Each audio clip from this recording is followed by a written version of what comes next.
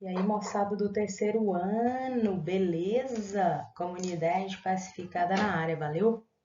Então, já que esse ano não vai dar pra gente ir no Memorial JK, eu vou ter que trazer JK até vocês, né? Não do jeito que a gente tá acostumado, né? Mas vamos lá, né? A gente vai ver sobre JK e lá no final, e desses pequenos 24 slides, os últimos quatro são as nossas questões. Agora, as quatro primeiras do quarto bimestre, ok? Então vamos lá, nós vamos para o período JK, né? Que é o de Juscelino. Como que ocorreu?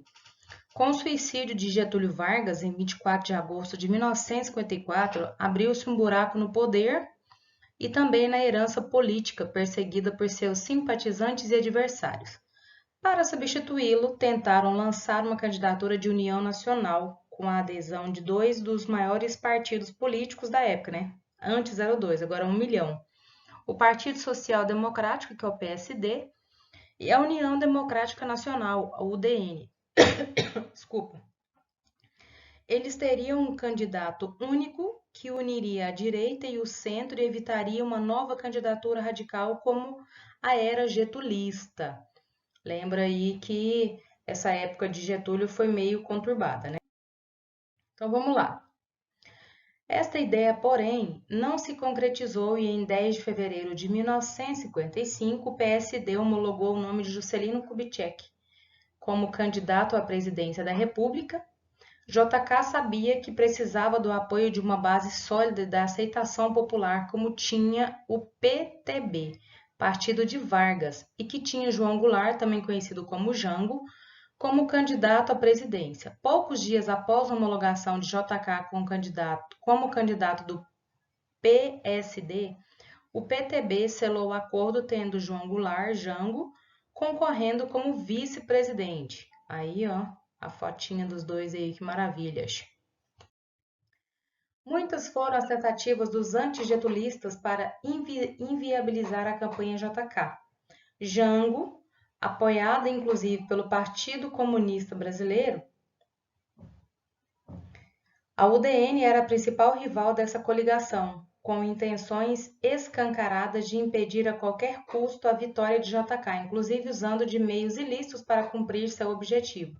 Nas eleições de 3 de outubro de 55, JK elegeu-se com 36% dos votos válidos contra 30% de Juarez Távora, da UDN, 26% de Adhemar de Barros, do PSP, e 8% de Plínio Salgado, do PRP. Naquela época, as eleições para presidente e vice não eram vinculadas, mas Jango foi o melhor votado para vice, recebendo mais votos do que JK, e pôde, em 31 de janeiro de 56, sentar-se ao lado de seu companheiro de chapa para governar o país.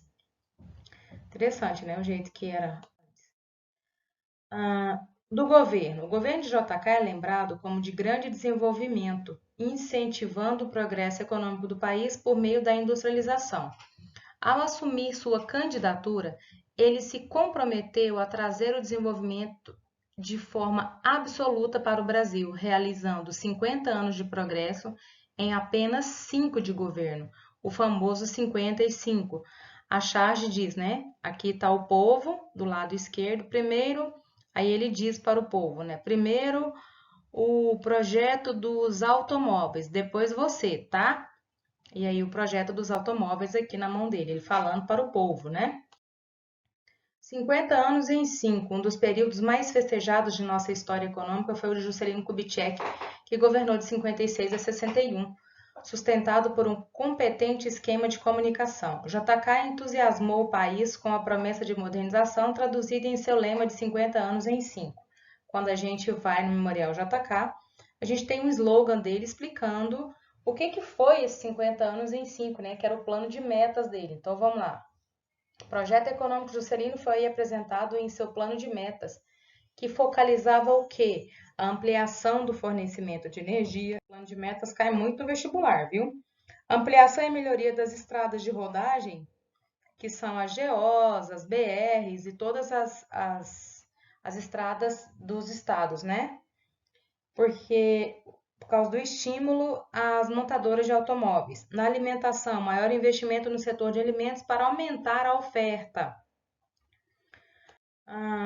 Indústria de base, maior investimento nesse setor. E na educação, melhoria e ampliação do ensino público. A construção de Brasília, gente, é muito lindo, não, fala sério, que essas imagens aqui, elas são perfeitas. Quando você vai lá hoje, você fala, my God, que é isso, hein? Incentivo ao desenvolvimento do Brasil Central. Além do desenvolvimento do Sudeste, a região Centro-Oeste também cresceu e atraiu um grande número de imigrantes nordestinos. Por que que ele trouxe para cá, para o meio? Para ele poder fazer com que o Brasil se desenvolvesse do centro, né? Porque, por exemplo, nós estamos no centro-oeste, né? Nós estamos mais para o oeste do que para o leste. Então, o nosso centro-oeste aqui, se você observar, por exemplo, a nossa cidade, nós temos saída para todos os lugares do Brasil, né? Por isso que é muita rota de tráfico de drogas, de armas, é muita violência nesse meio aqui. Por quê? Porque tem saída para todos os lugares do país. A grande obra de JK foi a construção de Brasília, nova capital do Brasil, com a transferência da capital do Rio de Janeiro para Brasília. JK pretendia desenvolver a região central do país e afastar o centro das decisões políticas de uma região densamente povoada que era lá no Rio de Janeiro, né?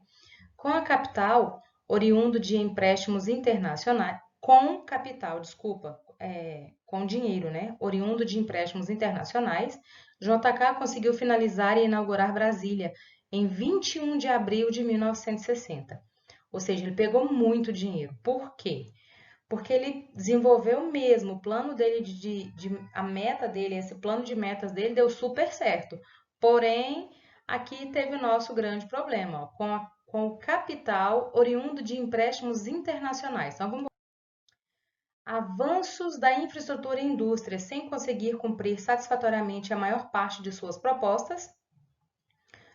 Cumprir satisfatoriamente, mas cumpriu, né? O governo permitiu anos de intenso crescimento econômico e favoreceu a consolidação da face industrial do Brasil.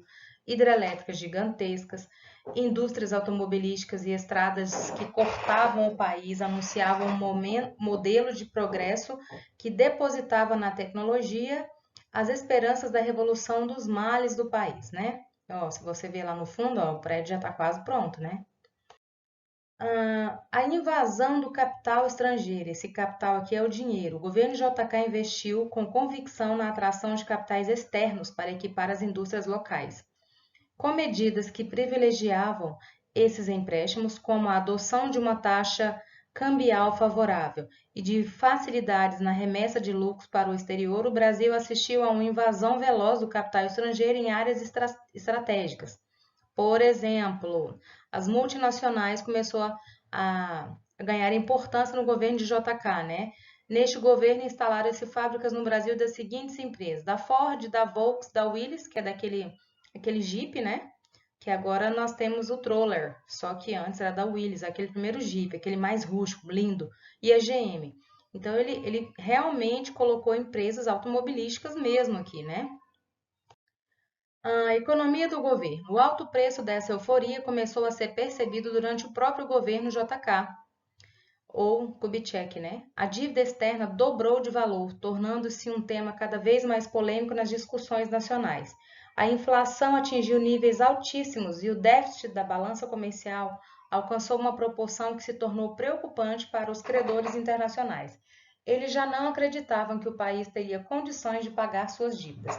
Então, aqui nós já temos aí o que falar, né? Sobre a inflação, sobre tudo ser cobrado muito caro da gente em cima de produtos industrializados, porque a dívida externa, na verdade, o Brasil já conseguiu pagar. O que que ele não conseguiu pagar? Os juros sobre juros. Então, vai ficar pagando a vida inteira, porque é juros sobre juros. Então, tem aí, ó, nesse contexto que o menino fala, não aguento mais sopinha de letras, o que que tá lá no prato do pai? Inflação, né? Nesse contexto, entrou em cena o FMI, que é o Fundo Monetário Internacional. Esse Fundo Monetário Internacional é como se fosse um dinheiro no cofre dos países ricos, que quando um país em desenvolvimento precisa, eles vão lá e emprestam, né?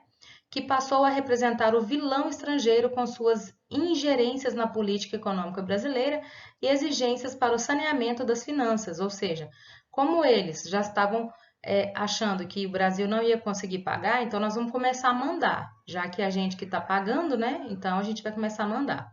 Apesar do crescimento econômico, os empréstimos externos e os acordos com o FMI ajudaram a aumentar a inflação e o arroxo salarial. Então esse problema aí ele já não é novo, né? Já tem um tempo.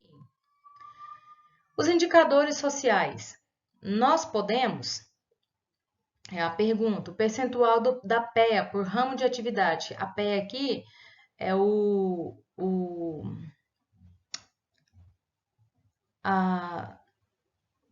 Ai, gente, desculpa. Fugiu a palavra, agora eu falo. Então, nós temos por ramos agrícola, industrial, serviços. O agrícola é a primeira fase, né? Por ramo de atividade. O ramo 1, o ramo 2 é indústria, o ramo 3 são serviços e prestação de serviço. Concluiu-se que ocorreu uma diminuição de atividade agrícola decorrente ao êxodo rural ocorrido nesse período, né? Esse êxodo aí é a saída quase maciça do povo do campo para a cidade. Nota-se também o aumento da atividade industrial no país, ocorrendo principalmente por causa do modelo desenvolvimentista adotado por Juscelino, que abria o país ao mercado externo, esses atraídos pelo baixo custo de mão de obra. E hoje nós ainda temos um baixo custo, né? Uma mão de obra muito barata, até porque o nosso salário chama salário mínimo, então é o mínimo que você tem que receber, beleza? Taxa de alfabetização, olha aí. Há um aumento expressivo e consistente na alfabetização da população durante todo o século XX, principalmente a partir de sua metade, onde as taxas cresceram aproximadamente 10% na década, sendo uma das metas de JK melhorar a ampliação da educação. E o analfabetismo, aí ele coloca em vermelho o Brasil, né? E as outras regiões ele vai colocando aqui em outras cores, da década de 1940 até 1970, ou seja, algumas décadas, né? Como foco no governo JK de 56 a 61, nota-se uma diminuição considerável em relação aos anos anteriores. Nas regiões Sul, Sudeste e principalmente no Centro-Oeste, a taxa de analfabetismo diminuiu mais, em decorrência dos grandes investimentos que ele fez.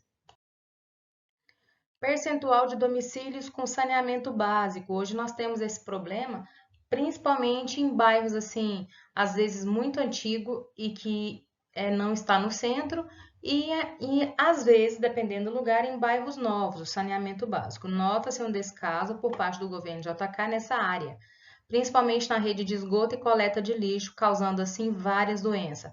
E a taxa de mortalidade infantil, como que ocorreu? Nota-se que durante quase todo esse período de seu mandato, a taxa de mortalidade manteve estável. Somente no final, essa taxa novamente decresce, né? PIB, que é toda a riqueza que um país produz, né? Produto Interno Bruto. Entre 50 e 70, o índice variou entre 20 e 60, enquanto a partir de 1980 o patamar de variação é de 90 a 100. Apesar do PIB ter crescido muito, a dívida externa em decorrência de empréstimos duplicou e a inflação novamente elevou. A expectativa de vida, que é a esperança de vida que as pessoas têm quando aquela outra nasce, né? Expectativa de vida na década de 60 aumento consideravelmente em relação à década de 50. Isso acontece em decorrência de governos ousados que conseguiram aumentar a qualidade de vida dos brasileiros. Concluindo, sustentada na urbanização e o modelo industrial, a modernização da economia brasileira é conservadora, apesar de deixar de ser um país agrário, exportador de alimentos e matérias-primas, e se desenvolver uma apreciável base industrial e tecnológica, há uma grande distorção de renda, onde poucos têm muito e muitos têm pouco. Essa continua sendo a base do Brasil, né? Curiosidades aí, né, para a gente seguir. Lançada em 2002 no Brasil, comemorativas do centenário de seu nascimento, a moeda de R$1, né, que prevalece para a gente aí até hoje. A nota de R$1 é que não.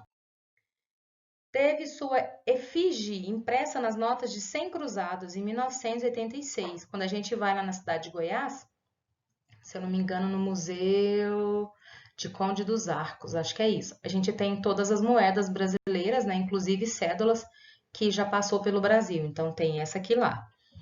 Juscelino Kubitschek foi retratado como personagem no cinema e na televisão, interpretado por José de Abreu no filme JK. Bela Noite para Voar é o nome do filme, então nesse feriado aí vocês podem aproveitar e assistir também. E José Wilker e Wagner Moura na minissérie de televisão JK em 2006.